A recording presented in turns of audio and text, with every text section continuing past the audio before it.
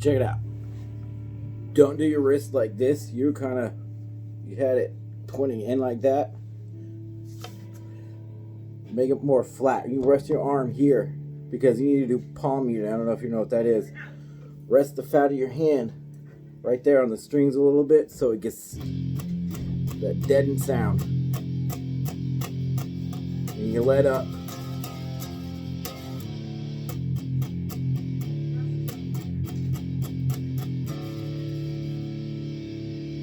So when you come down here on that 3rd fret chord, palm mute it. So your arm needs to be straight when you're playing. It's like that. Not so much like that. And use multiple fingers so you don't have to slide everywhere. Don't do this. I mean, you can. It's easier. And even because the rest of that song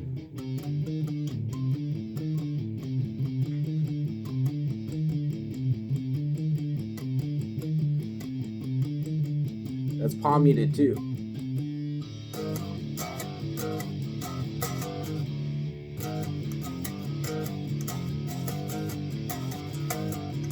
You want to use multiple fingers.